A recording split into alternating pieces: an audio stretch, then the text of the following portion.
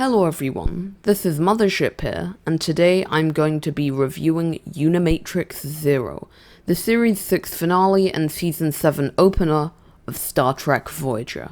So the plot of this episode is that sometimes when Borg drones go to regenerate, they go to this place called Unimatrix Zero, where they have their individuality intact. Now obviously the Borg Queen is trying desperately to stop this, but 7 of 9 is also being pulled into Unimatrix Zero, and I think this is a good idea, because you get to see some friends in Unimatrix Zero, before 7 was taken back onto Voyager, that she used to know. She even had intimate relationships with some of them, and you see more of who 7 of 9 used to be as a person.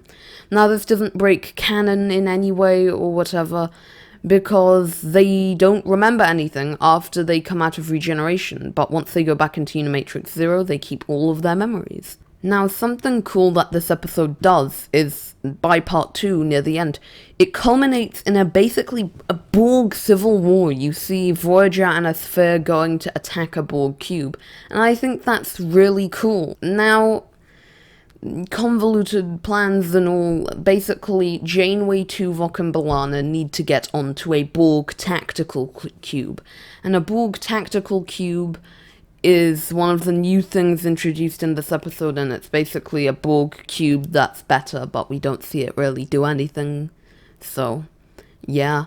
But they need to get on, so they take the Delta Flyer on and they beam aboard.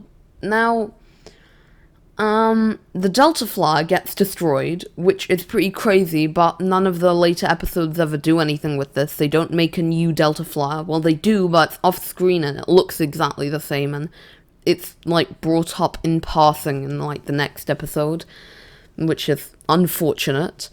But also, Janeway, Tuvok, and B'Elanna get assimilated by the Borg. But the thing we find out is they did it on purpose, and this is by far my biggest problem with the episode.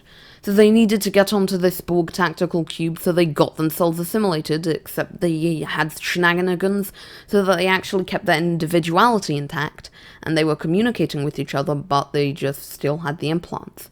Now, we know how traumatic Borg assimilation is, so the fact that these people got assimilated intentionally, and then came out of it without any problems. They were completely fine, not mentally damaged at all. The fact that they even did this in the first place is unbelievable to me. It makes for a great cliffhanger, but it's still mad. In this very show, in Star Trek Voyager, one of the crew members is 7 of 9, and it has been an extremely traumatic event of the fact that she was a Borg. It's traumatized her, it's changed her, the fact that she was a Borg. Now, granted, she was a Borg for most of her life, but still, you have a Borg crewman on your ship, and you're just ignoring that. And another example is Picard. He was assimilated for only a day or two, but he was still incredibly traumatized by the experience. Again, it was longer than when they were assimilated, but they should have been traumatized. They should have felt something, but it's never even brought up again that they got themselves assimilated. Later in the episode, they're just walking around and they've had their implants magically removed. By the time it's done, they're already completely fine. It's stupid. So yeah, that's my rant over.